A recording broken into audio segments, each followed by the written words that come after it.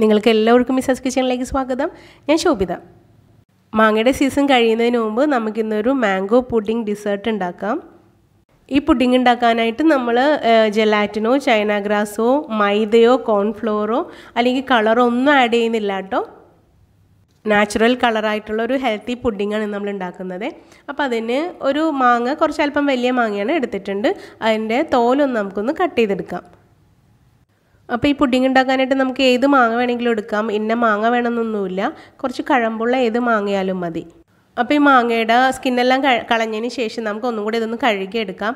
അത് ചില മാങ്ങയ്ക്ക് ചൊനയുണ്ടാവും, ഞെട്ടിൻ്റെ ഭാഗത്ത് ചൊനയുണ്ടാവും. അപ്പോൾ ആ ചൊനയുടെ ടേസ്റ്റ് വരാതിരിക്കാൻ വേണ്ടി നമുക്കൊന്നും കൂടി കഴുകിയിട്ട് ഒന്ന് മാങ്ങ കട്ട് ചെയ്തെടുക്കാം. അപ്പോൾ ഇത് ഒന്നും കൂടെ കഴുകിയിട്ട് ഒന്ന് കട്ട് ചെയ്തെടുക്കണേന്.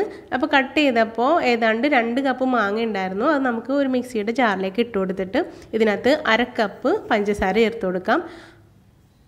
1/2 കപ്പ് പാലും കൂടി ഒഴിച്ചിട്ട് ഇത് നന്നായിട്ടൊന്ന് അടിച്ചെടുക്കാം.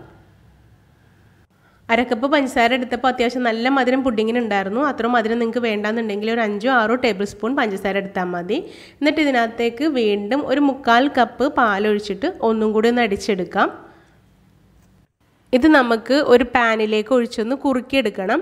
അപ്പോൾ നാരുള്ള മാങ്ങയാണെങ്കിൽ നമുക്കിതൊന്ന് അരിച്ചെടുക്കേണ്ടി വരും. പിന്നെ ഇതിപ്പോൾ നാരില്ലാത്ത മാങ്ങയായത് കാരണം അരിച്ചൊന്നും എടുത്തില്ല, നേരിട്ട് ആ പാനിലേക്ക് ഒഴിച്ചു കൊടുത്തു. ഇത് നന്നായിട്ടൊന്ന് കുറുക്കിയെടുക്കാം. അപ്പോൾ കുറുക്കിയെടുക്കുന്നതിൻ്റെ ഇടയിൽ നമുക്ക് 1-2 ചേരുവയും കൂടി ചേർക്കാനുണ്ട്.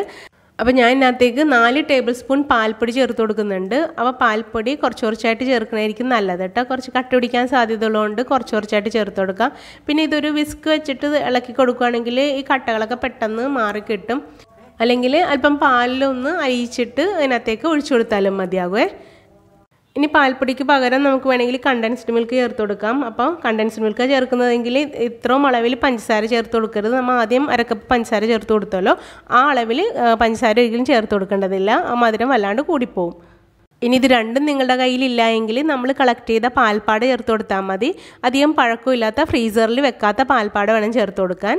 പാൽപ്പാട് ചേർക്കുമ്പം അതൊന്ന് അടിച്ച് അതിൻ്റെ കട്ടകളൊക്കെ മാറ്റി ചേർക്കാൻ ശ്രദ്ധിക്കുക.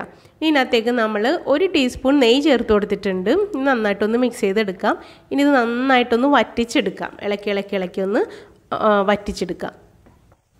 ദാ ഈ ഒരു പരുവം മതിയാകും, ഇത്രയും വറ്റിയാൽ മതിയാകും. ഇനി നമുക്ക് ഫ്ലെയിം ഓഫ് ചെയ്യാം.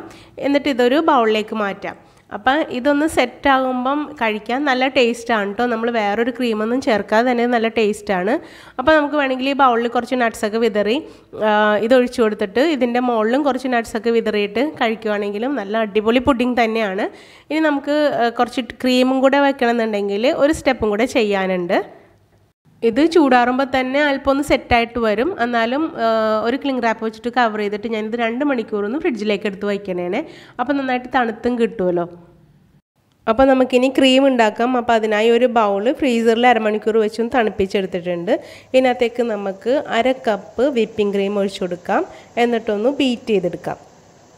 അപ്പോൾ ലോ സ്പീഡിൽ 1 മിനിറ്റ് ഒന്ന് ബീറ്റ് ചെയ്തതിന് ശേഷം നമുക്ക് ഇതിനകത്തേക്ക് പൊടിച്ച പഞ്ചസാര ചേർത്ത് കൊടുക്കണം. അപ്പോൾ ഞാനിവിടെ 2 ടേബിൾ സ്പൂൺ പൊടിച്ച പഞ്ചസാര ചേർത്ത് കൊടുക്കുന്നുണ്ട്. അത്യാവശ്യം മധുരം ഉണ്ടായിരുന്നു കേട്ടോ. അത്ര മധുരം വേണ്ടാന്നുണ്ടെങ്കിൽ 1 ടേബിൾ സ്പൂൺ പഞ്ചസാര ചേർത്ത് കൊടുത്താൽ മതിയേ. ലൈറ്റ് മധുരമാണ് നിങ്ങൾക്ക് ഇഷ്ടമെങ്കിൽ 1 ടേബിൾ സ്പൂൺ ചേർത്ത് കൊടുത്താൽ മതി.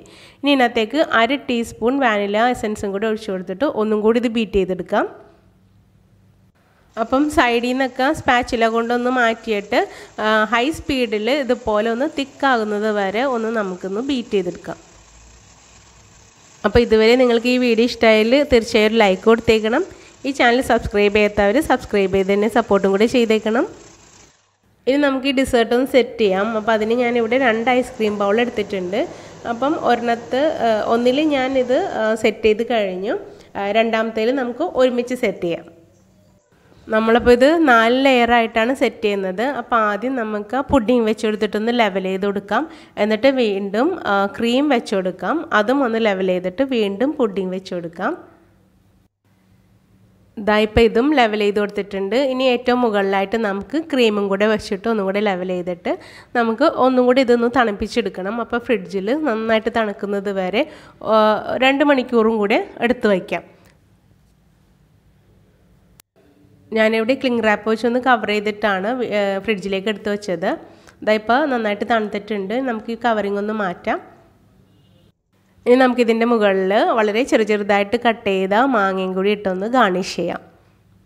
അപ്പോൾ വളരെ എളുപ്പത്തിൽ ഉണ്ടാക്കാൻ പറ്റിയ യാതൊരു കലർപ്പും ഇല്ലാത്ത നല്ല ടേസ്റ്റി ആയിട്ടുള്ളൊരു ഡെസേർട്ടാണിത്.